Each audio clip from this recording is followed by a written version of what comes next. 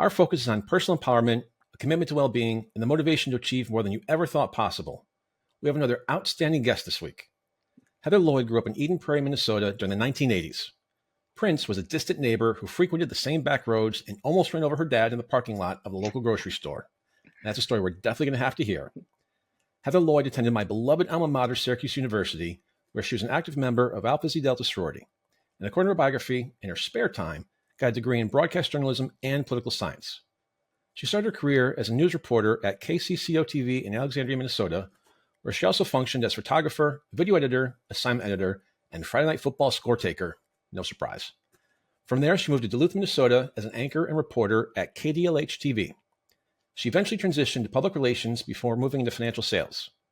In 2004, Heather took time off from her career, married her husband Michael, became a stepmom to 2 children, and fell madly in love with the Indianapolis Colts. She started a football blog, generated a social media following, and went on to write for the Colts for 5 years. And today, she's a Daybreak Colts Contributor for WISH News 8 in Indianapolis. Heather Lloyd, welcome to Next Steps Forward.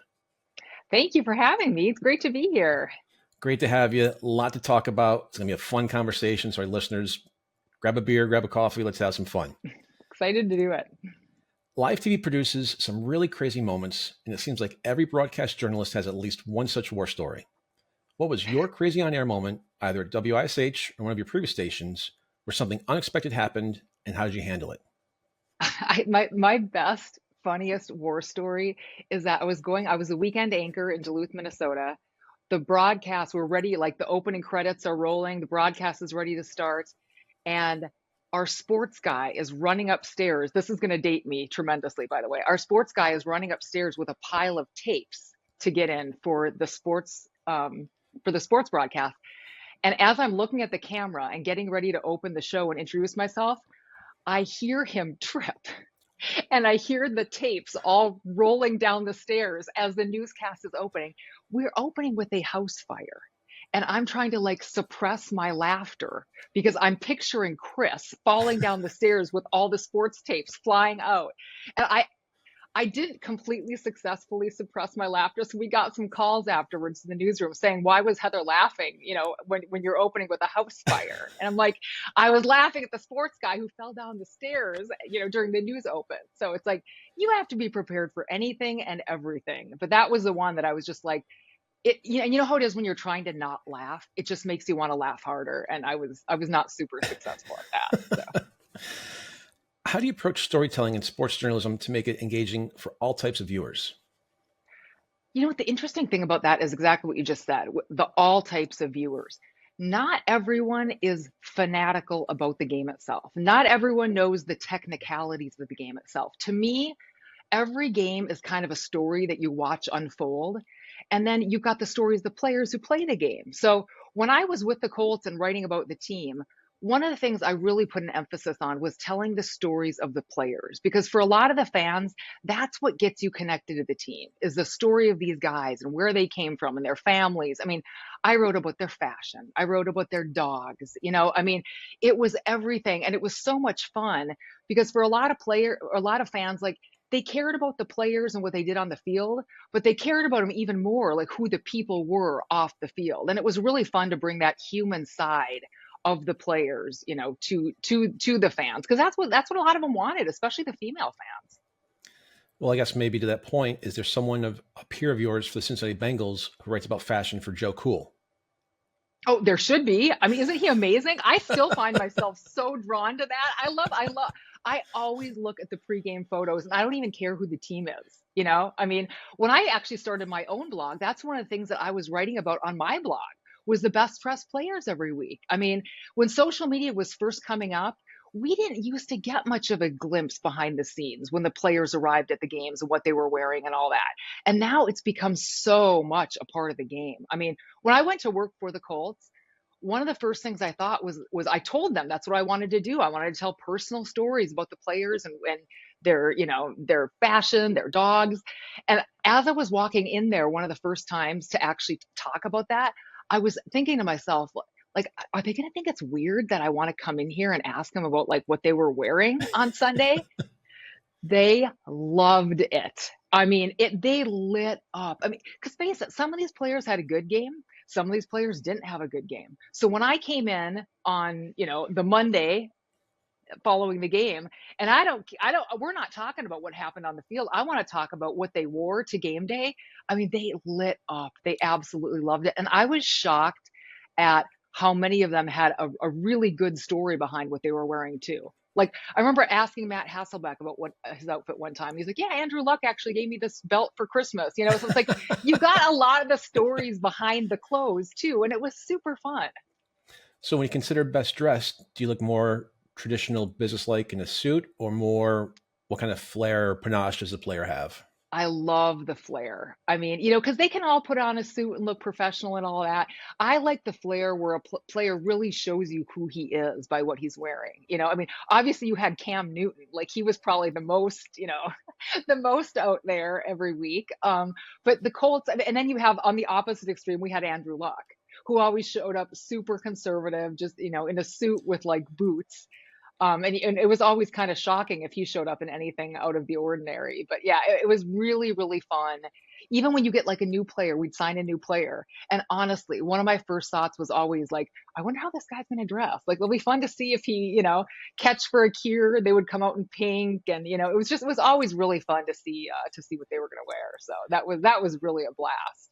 And honestly, the dogs, that's the other one is, I mean, you go in there and they hear question after question about what about this play? What about next week? What about your injury? And I come up and I'm like, hey, let's talk about your dog. And I mean, they just like light up and just, give these glowing interviews about their dog. And, they'd say, you come home after a bad game and your dog doesn't care how you played. Your dog's just happy to see you. And I for some reason, our O-line, the biggest players had the smallest dog. And it was really funny to tell the stories about like Anthony Costanzo and his like little chihuahua. And sometimes it wasn't what you would expect, but these players just talking so lovingly about their dogs. I mean, it really, really humanized them. And honestly, it was some of the most popular stories that I told.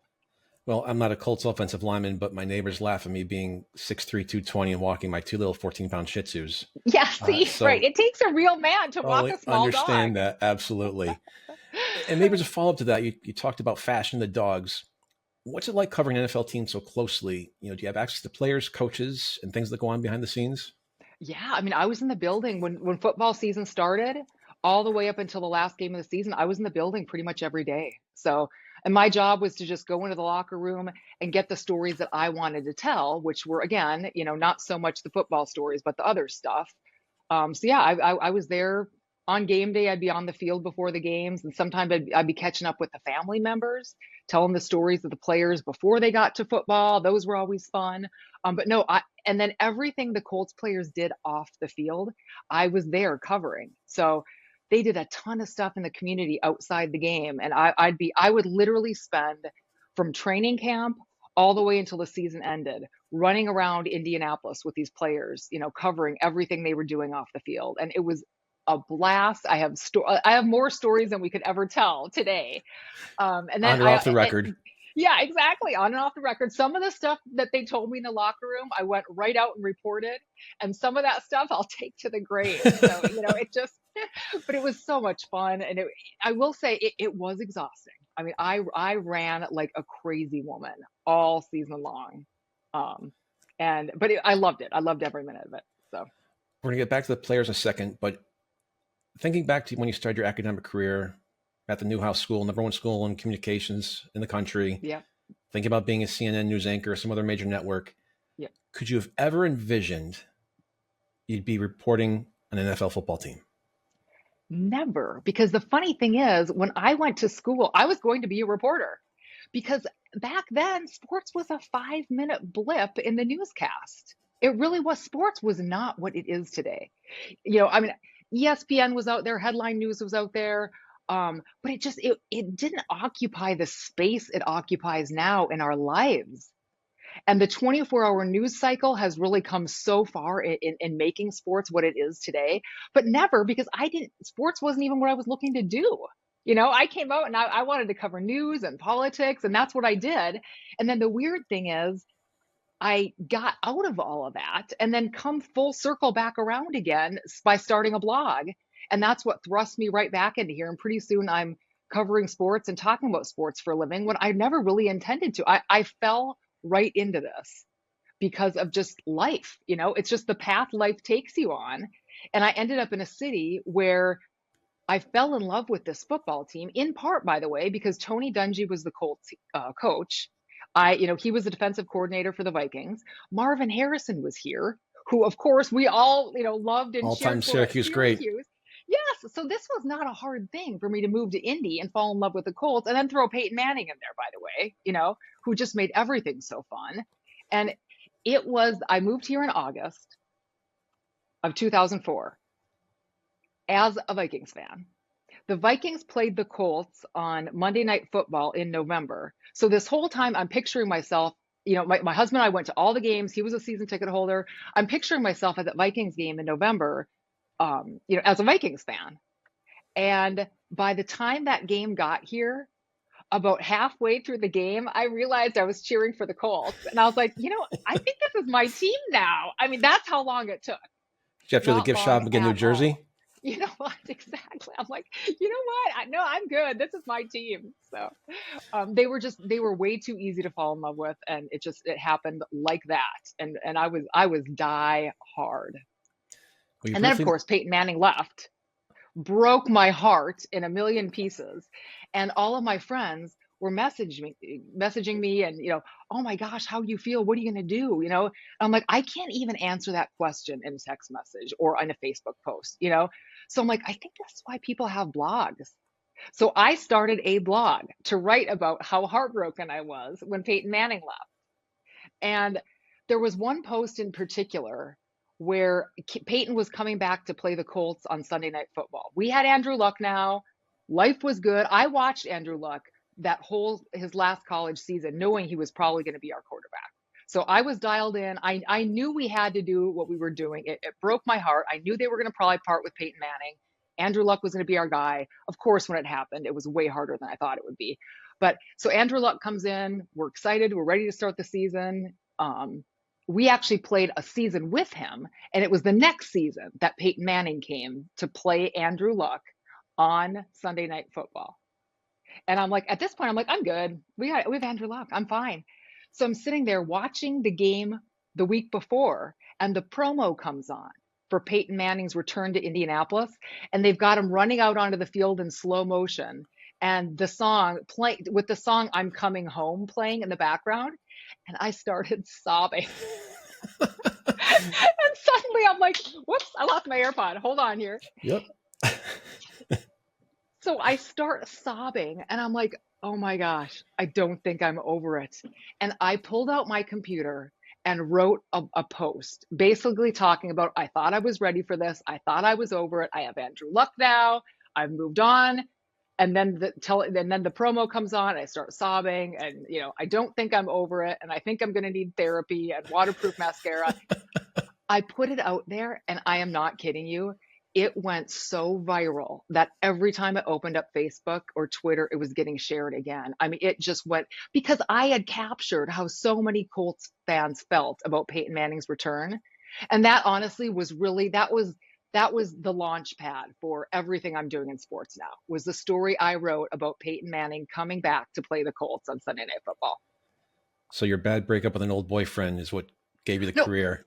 It was literally, it was. I mean, and I walked into the place that we would always go and have brunch before the game. I walked in there, and the people at the hostess stand said to me, we all read your blog. And I was like, I didn't tell you I had a blog. It was crazy, crazy. But it was just fun. And you know what? From then on, I wrote about how I felt about the Colts every week, in my heart, and with the different players that were coming and going. And it's always so hard to say goodbye to a beloved player. I mean, it really is. And I wrote that story over and over again about Reggie Wayne and Robert Mathis. And, it really rips your heart out. But it was the Peyton Manning one that people just got it. And I don't think there's anything better as a writer than writing something and having people say to you, oh my gosh, you captured exactly how I feel. It's the best feeling in the world. No, that's amazing. So we'll put Peyton Manning aside for a minute, because I don't want you to cry on the show today, although people have in the past, so it's okay. This is another AirPod, yeah. Are there iconic players you've had the privilege to meet and interact with? And who are some of the players that stand out to you the most? And what were your interactions with them like? Oh gosh, I mean, I could tell these stories forever too.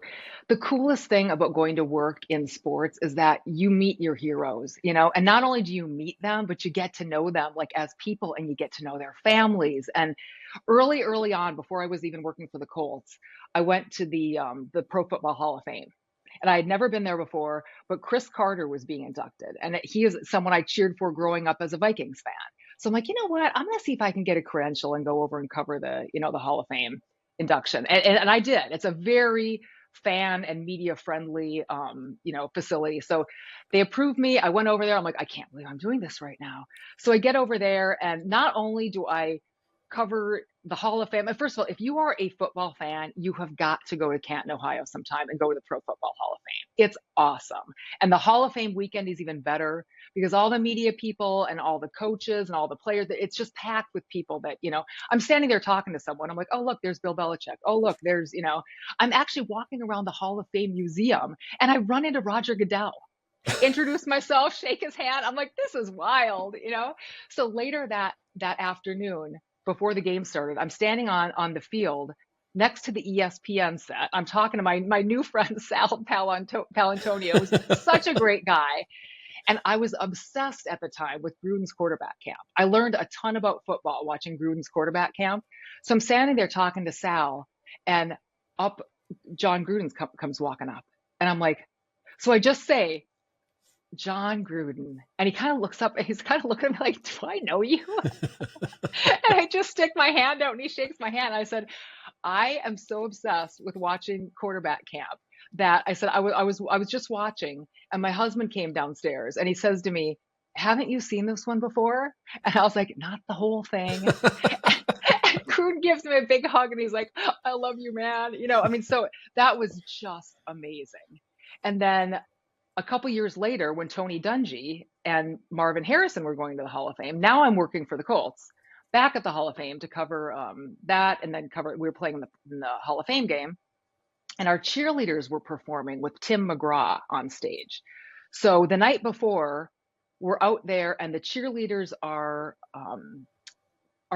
they're like rehearsing, and I'm just standing on the stage, just watching them rehearse, taking some pictures, just hanging out. And all of a sudden I see someone walk up next to me, and I turn and look, and it's Jim Kelly standing next to me. And it was right after he had gone through another one of those really tough health battles. And he looked thin, but he looked pretty good. And so I just started talking to him. I'm like, oh my gosh, we've all been pulling so hard for you. It's so good to see you here. And he gave me a huge hug, just the nicest guy in the world. So it just goes on and on and on. When I first got into the Colts locker room, Robert Mathis was someone who, he was intimidating. Like when Robert Mathis came walking down the hall in the locker room, you sort of just got out of his way. And by the time he announced his retirement, I congratulated him in the locker room after his press conference, and told him I was happy with him and all that. And he gave me a big hug, So it's like, there are so many players who, and just significant people who I'd followed and really, like, as a fan, fell in love with over the years, that I really got to know their families, got to know what they were all about. And it's just, they say never meet your heroes. But for me, it was the opposite. My heroes were great. I loved meeting my heroes. I was able to interview Peyton Manning a couple of times. And just really, really cool. You realize you're living every NFL fan's dream right now, right? I fully realize that. And honestly, the whole time I was pinching myself all along, and I still am to this day. Even when I come back and do something like this and tell the stories, I'm still like, I can't believe this happened. But it really all happened because of Peyton Manning, and because I felt so strongly about Peyton Manning and the Colts. And when I went to write about it, my heart came out onto the computer, and people identified with that. And that's what got me here. And then I was with the Colts for a few years, and then Wish TV reached out and said, hey, we'd love to have you on in the mornings to talk about the games. I said, yeah, absolutely. So now since, oh my gosh, way back in it's been almost 10 years now that I've been going in after the games and talking with my friends on Daybreak about what happened, the day before, and, what happened with the game and how we feel about the team. And that's been a blast too. So it's honestly, it's all been a dream, and I still have to pinch myself every day. But you know So what else too? I love sharing this story, not because, oh, look at all these great things I was able to do. I love sharing the story to tell people that if you love something, you have to pursue it, and you just have to just do it. I mean, it's scary, it's intimidating. I had a blog for 2 years that I just threw out there, and not thinking it was going anywhere. When all of a sudden it opened the door for me with the Indianapolis Colts, and then it opened the door with me with a local TV station, and whether you're getting paid or not, my first internship with WCCO TV, that's what got me my first news job. I not only went and worked there for a summer, but every break during college, I would just go back and help out. When I was home for Christmas, I'd go back and just work on the assignment desk. I'd answer the phone and pass the tips along. And when I graduated and they were, I was ready to go out and get my first job, they hooked me up with my first job at their satellite station in Alexandria, Minnesota. So just get your foot in the door however you can, contribute however you can, even if you're not getting paid, and just stick with it. And if you truly love it and you work hard and you stick with it and you don't take no for an answer and you just literally keep showing up, it will get you somewhere. It will. I just wouldn't go away. I didn't go away at WCCO. I didn't go away, with football when I wanted to be covering the Colts. And eventually the right things happened. The doors opened for me, and boom. And I also have to give huge credit to my friend Anthony Calhoun, another Syracuse graduate of the Newhouse School. I met Anthony in person for the first time at training camp for the Colts. I knew he went to Syracuse. He knew I went to Syracuse.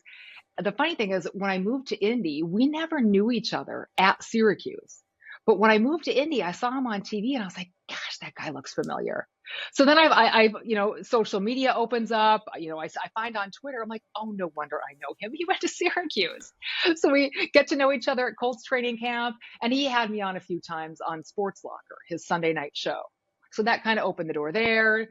Then Daybreak came along and I ended up doing a regular thing with them. And I still go on every once in a while and do Anthony's show. It's great. But honestly, I cannot overestimate how important connections are. Get to know anyone and everyone, contribute however you can, just offer to help. Just say, is there anything I can do? Any way you can get your foot in the door. And I mean, that like I said, I just didn't go away. And eventually they're like, let's let this girl do something. give her an ID. She's gonna keep bugging us until we let her. So I'm gonna make a suggestion that I've given to a few select special guests in the past, just because you don't have enough to do right now. From all the stories you've told, you have to write a book. And I've already got the title and the byline for you. Okay. The title is "It All Happened Because of Peyton Manning." Yes. And the byline is, if you love something, you have to do it. 100%. You know what's really funny? I have a rough draft of a book on my computer. I do. I started it years ago, and then it just got so crazy with, the Colts and with cover it. And I just put it away. I shelved it, and it might be time to go back and pull that out. You know why? Primarily because I'm going to forget these stories. I'm not writing this for the fans. I'm writing this for me. So I don't forget these stories. Even doing the podcast like this, there's stuff like, I didn't remember the Robert Mathis thing until you said it. I'm like, oh yeah, that was so cool. I mean, I know you're right. I have to do it. I've got my old blog, posts I can go back and pull back out. I don't even have my blogs anymore because I didn't keep them up because technology wise, things start getting funky if you don't stay in there. So I let the blogs go.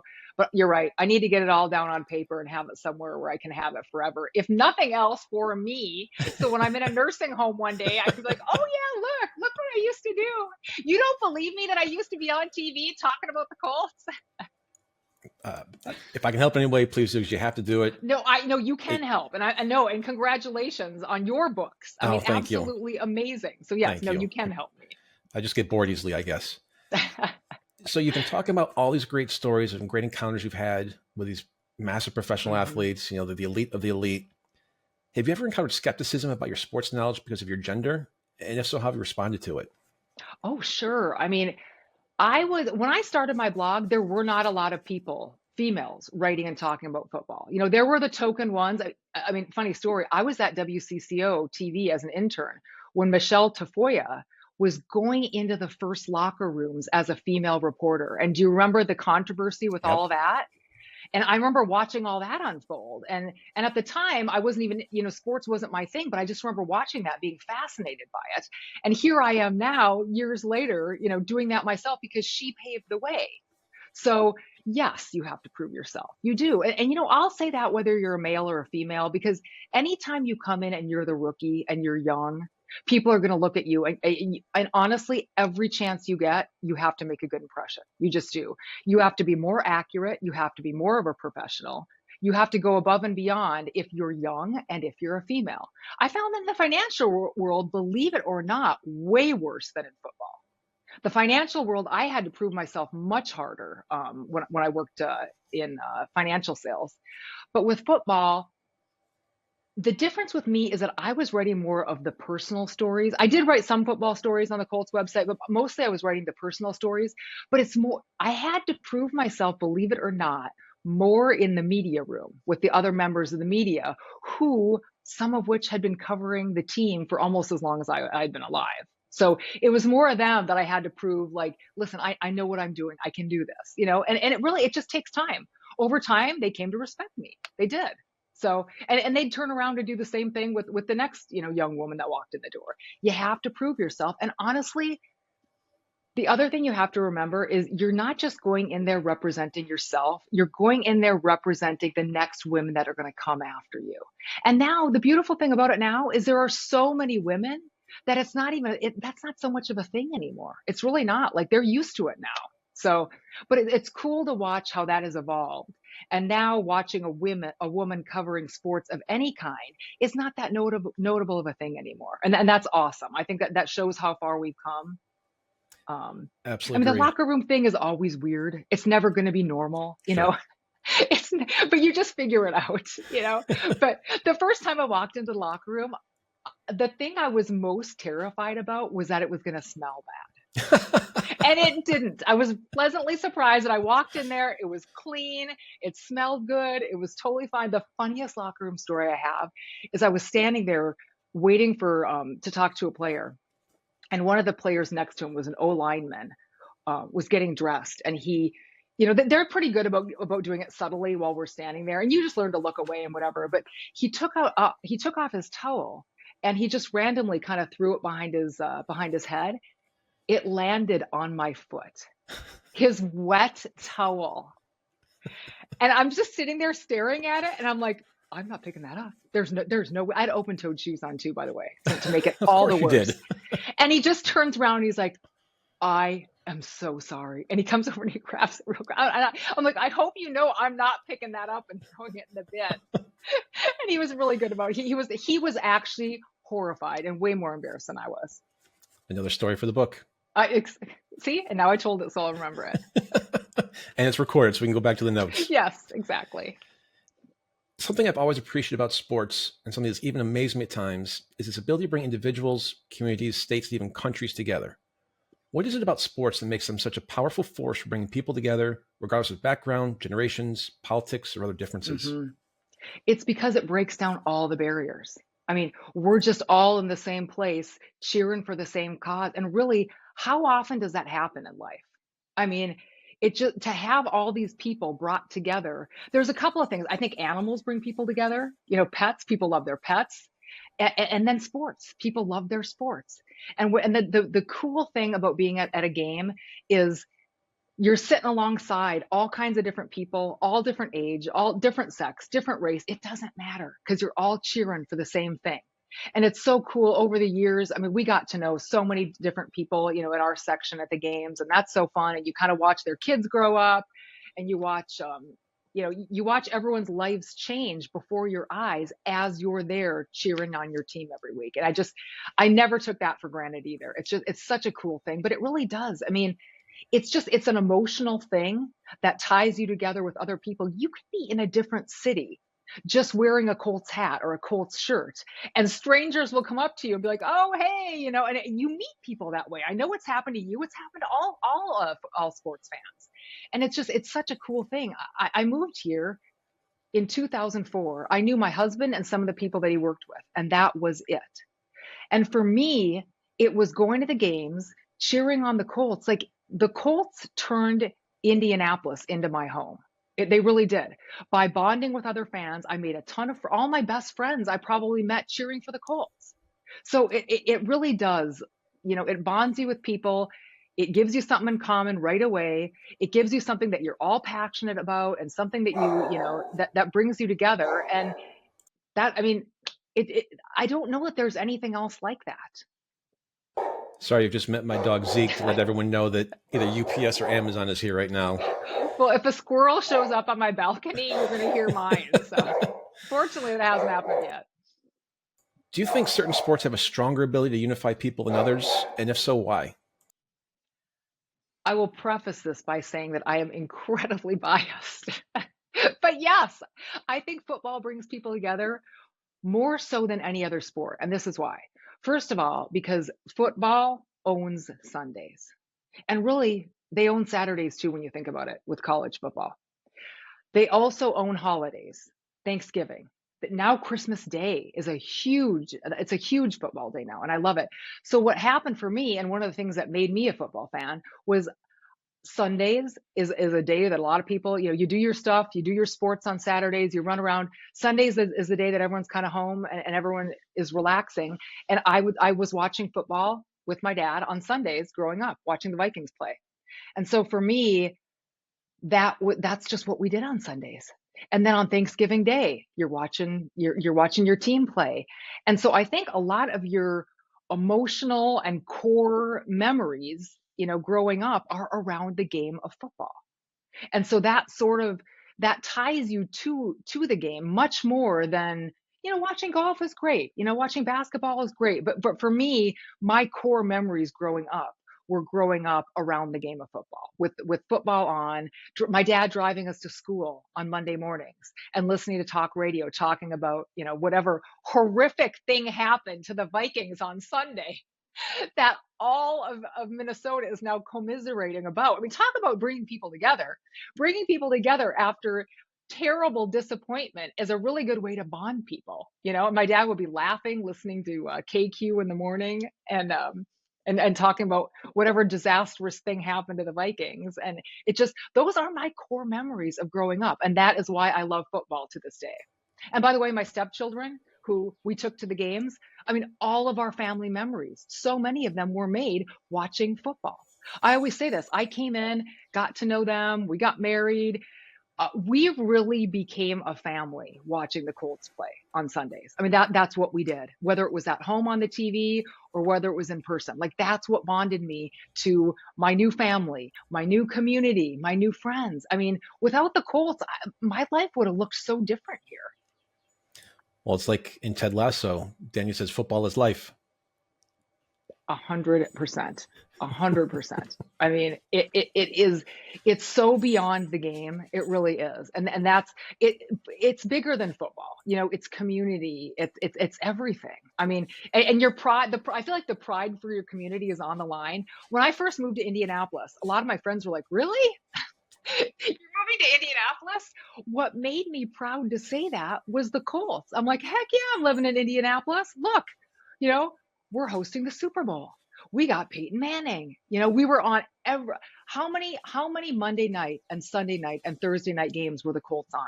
So then I started getting messages from people like, "Oh, your city looks great. Fun to watch the Colts tonight." I mean, really, that was sort of how I got the pride in my city that I'm like, "Hey, look, this is my city. This is my city now. Look at us. Watch us on Sunday night. Watch us on Monday night.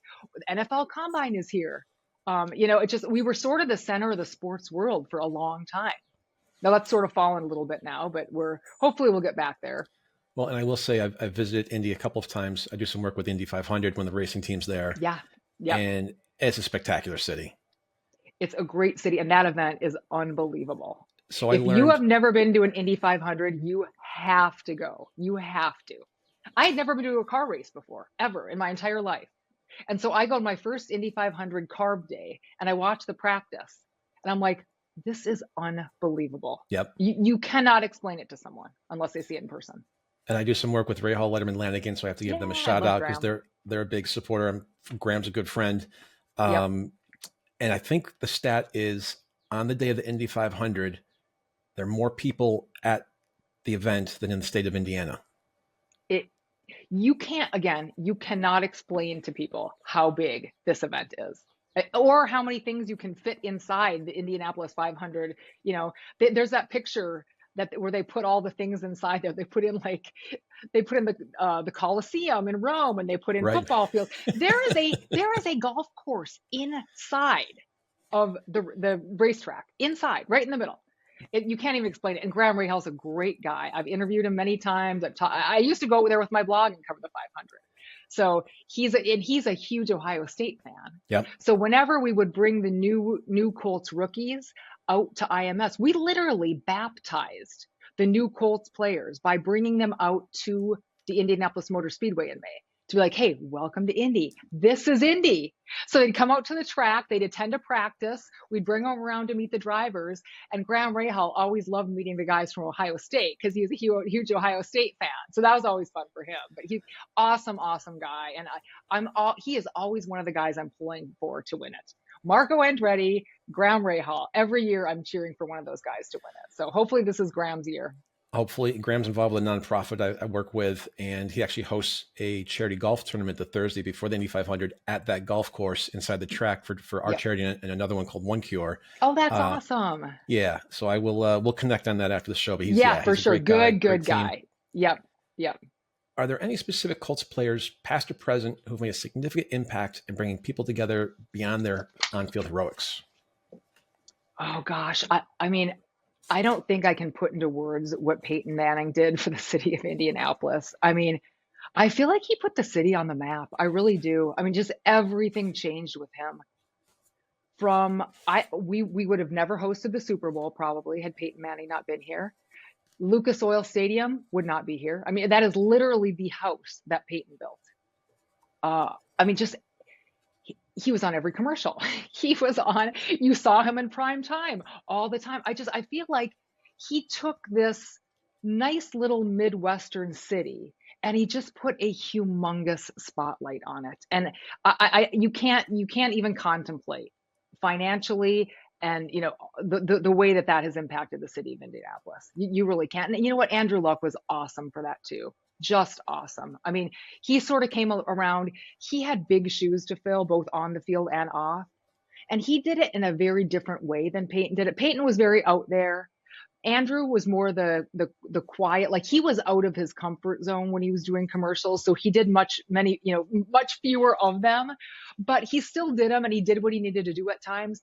But Andrew was also the guy that would just quietly go to Riley Hospital for Children and just visit with the kids almost every week and he liked to do things quieter and behind the scenes, you know, where Peyton was much more like out there up front. And certainly Peyton did plenty of that stuff behind the scenes too as well. But Peyton Manning really, we like to say that he changed the landscape of Indianapolis. He really did. I mean, and I was there at when they dedicated the statue in front of Lucas Oil Stadium to Peyton Manning. And I mean, you've got guys like David Letterman was speaking.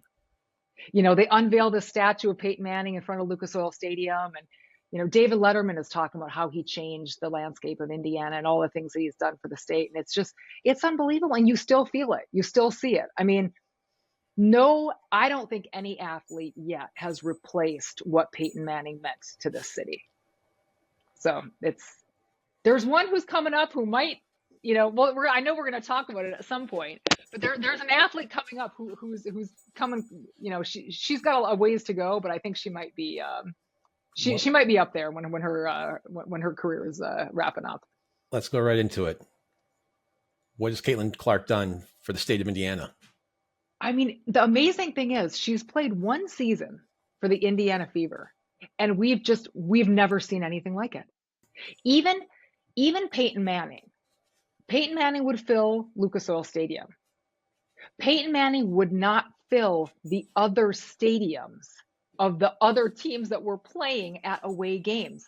These WNBA teams have to play in bigger stadiums when they play the Indiana Fever because they can't fit all the fans in their stadium because so many people want to come and see Caitlin Clark play. She's a phenomenon before she's even achieved that much yet. So imagine where her ceiling is. I mean, and you know what else I like about her? Very much like Andrew Luck, it's not about her.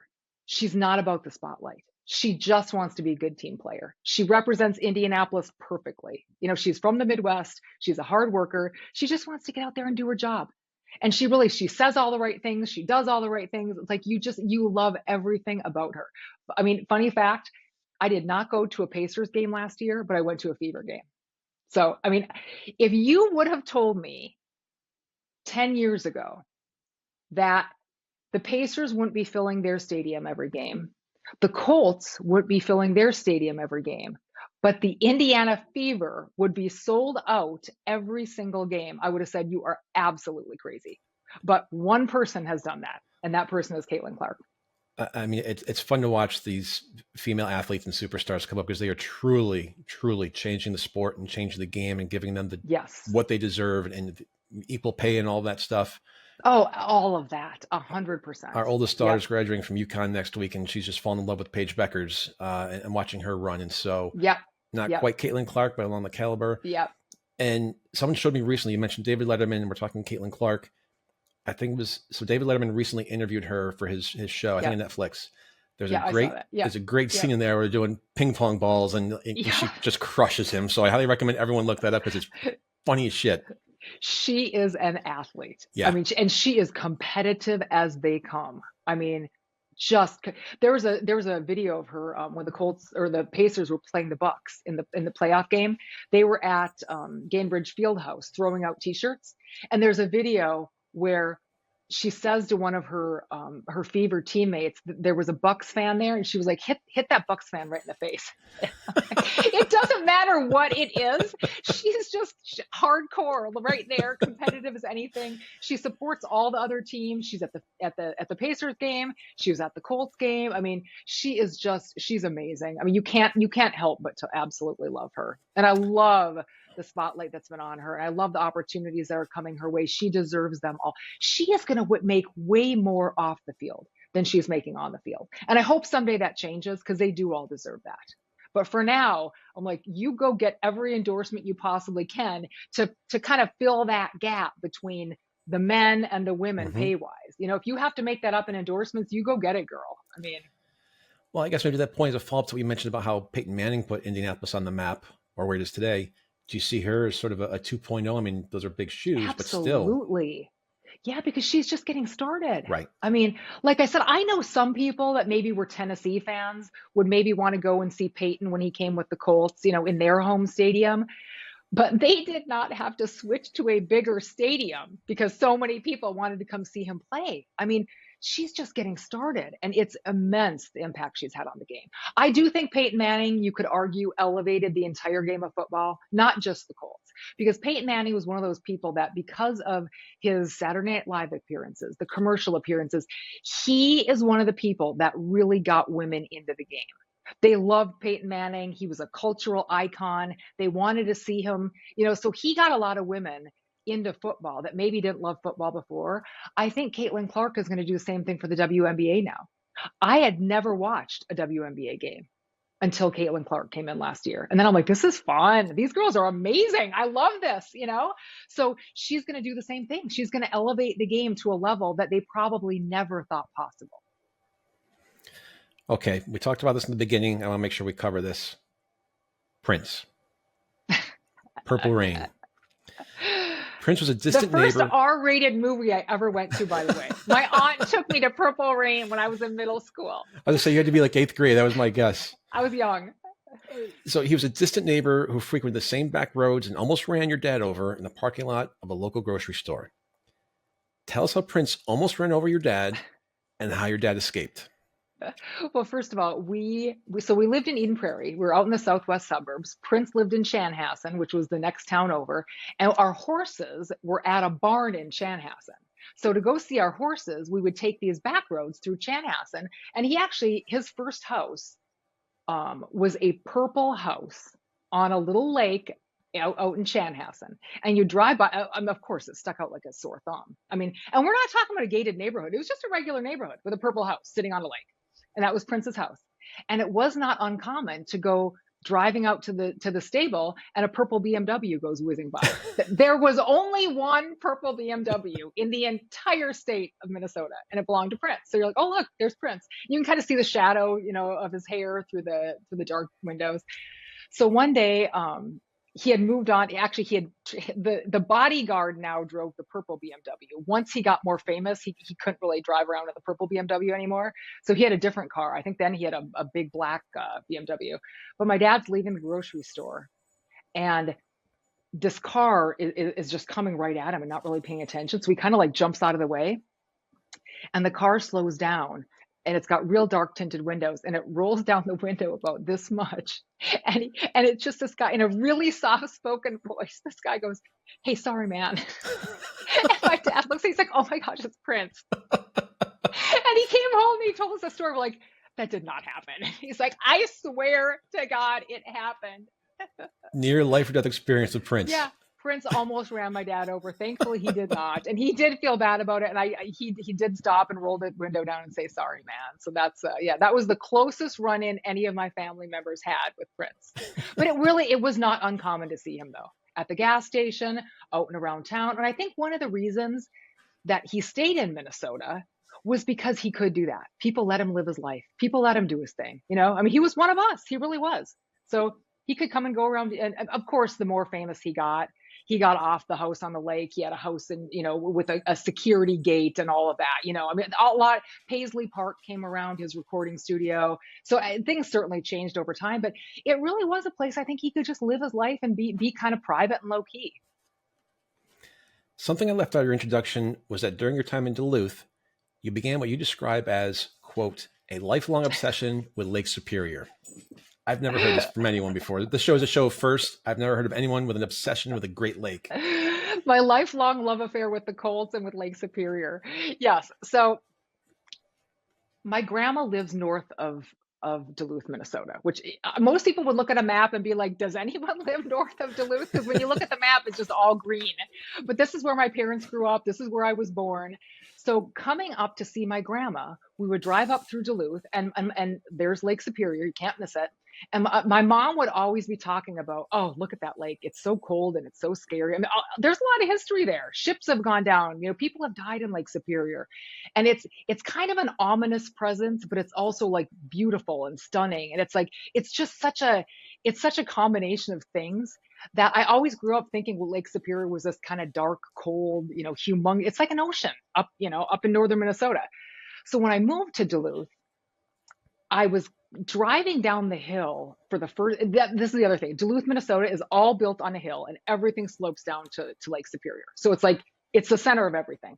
So I'm driving downtown to my workplace for the first time, and I'm looking out, and there's the buildings on both sides, and then there's a building in the middle that's moving. I'm like, what in the world is going on?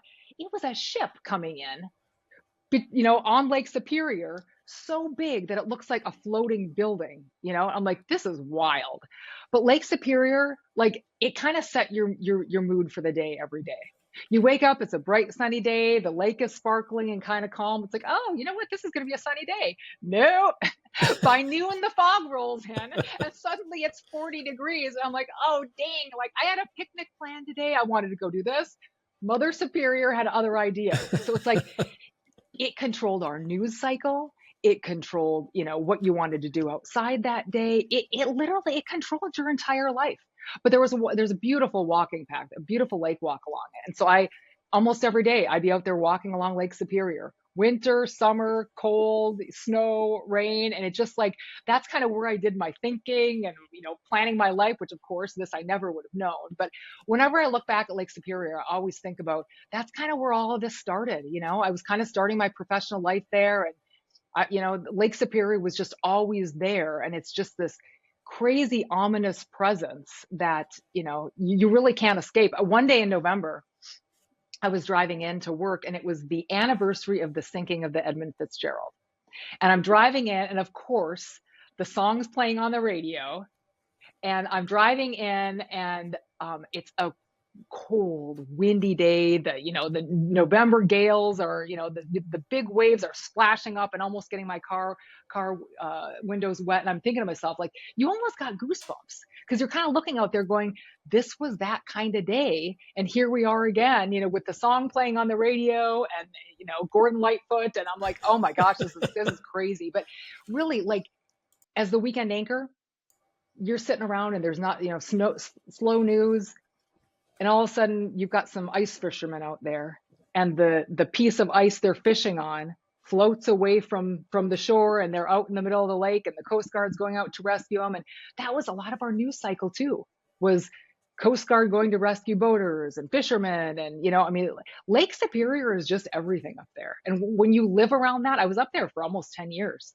And when you live around that, it literally just like becomes part of you. It really does. And to this day, I'm like, I know I told my stepkids, I'm like, you might have to sprinkle my ashes in Lake Superior someday when it's all over. Cause it's just, I don't know. I feel like that lake somehow kind of formed me and my future. And I don't know, it will always be really, really special to me. And if you're ever in Minnesota, again, just take 35 as far north as you can and drive all along the North Shore, and you'll see what I mean.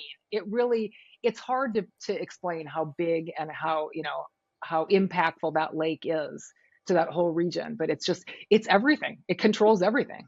Your mood, your weather, your plans for the day. I mentioned the Blue Ladies Club earlier. Tell me about your connection with that group and role did it play in your Colts fanaticism? Oh, big. That was big too. So I hadn't even started my blog yet, but one day, to this day, I don't know how this happened. And I've asked people in the Colts organization and they don't know how it happened. But one day I get an email from Kaylin Irsay, who's the youngest daughter of Jim Irsay, saying that they're forming a focus group of female Colts fans to start a fan club. And they basically want to know what we want from the team. And could I come to the Colts facility and meet with them on this day and time? To which I responded, absolutely, I will be there. So I showed up and there were like 8 of us. And they gave us a private tour of the facility. And then we just sat and we just talked. And they did like 3 different sessions with us. We just talked about like, what is your dream for a female fan club for your team? We told them everything we wanted. We wanted special events. We wanted players to come and meet us. We wanted to be able to help with some of their charitable stuff. I mean, everything. And you know what? They did it. They put together the Colts Blue Ladies group and they did all of that. And we had football 101. We had football 201. We had NFL referees come in and talk to us and explain, penalties and all that. We went out on the field and we tried to kick field goals and we tried, we did throwing drills. We did tackling dummies. We did the whole thing. I remember being told once when I tackled a dummy on a mat, that I could not have tackled that any softer. And I said, yeah, and you know what? It hurt anyway, but it really gives you an appreciation for what the game is like. When you are looking at a guy out there kicking a 30-yard field goal, and we as fans are referring to it as a chip shot. When you get out there on the field and you attempt to kick that, you realize real fast that is not a chip shot. It's really, really hard. So it gave us an appreciation of the game. And then the thing I love the most about the Blue Ladies was, like I would always tell people, once social media came around, after a game, you get a lot of fans, tweeting at the players, telling them how terrible they were. It was the Blue Ladies, it was the female fans that were tweeting the players after a bad game, telling them, hey, we still believe in you. You're going to do great next week. Keep your chin up, and that is such a valuable thing. It really is. So it's just, I always said that the female fans are the heart of the fan base. They are your best fans. They're your fans that don't give up on the team. They don't, not to call him out, but when the game is going badly, my husband will go upstairs and be like, I'm done. I can't watch this anymore. I'm like, what, are you kidding me? You leave me here by myself to watch the rest of this game? That's not fair. But he's like, I can't even watch this anymore. I'm going upstairs. And half the time, by the way, he does that and then they come back. So I'm like, good, go upstairs again, but it's the female fans that hang in there. They hang in there with the team. It's like their families. You don't give up when your kid does something wrong. You hang in there. So it was honestly, so I have so many great friends from that group. We have so many fun memories, doing so many different things. We learned a lot about the game. We went out and tried. Well, most of us learned that we couldn't be professional football players, without a doubt. We broke nails, but such a fun thing. And to be honest, they ever since COVID, they really didn't like the whole thing kind of, fizzled. So there isn't an active Blue Ladies group anymore. And I really think that the fans and the organization is missing out by not continuing to have that fan club, because it was huge and it was so much fun. And we enjoyed every minute of it. But again, that was my first door open into the Colts organization. And I still don't know how it happened. But then once I had my blog and I had ownership following me on my blog, then all of a sudden one day I hear from one of the marketing people that they're starting a blog for their female fans. The Colts did, and they were looking for a writer. I'm like, hello, so I was kind of like the perfect person at the perfect time. And they brought me in and interviewed me, and the job was mine. And honestly, they brought me in. They gave me a code to the door, and they were like, go do your thing. But I mean, I thought that the parameters were going to be, but they really just let me go and do my thing. And I was amazed. They're like, go write the stories you want to write.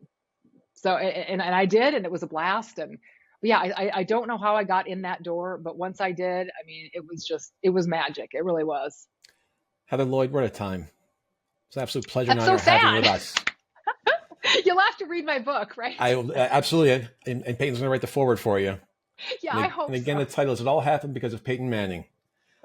I originally thought my title of my book was going to be Pigskin and Pearls, My Love Affair with Football. But that's your second book. Yeah, exactly. We're out of time. I'm Chris Meek. Until next week, stay safe and keep taking your next steps forward.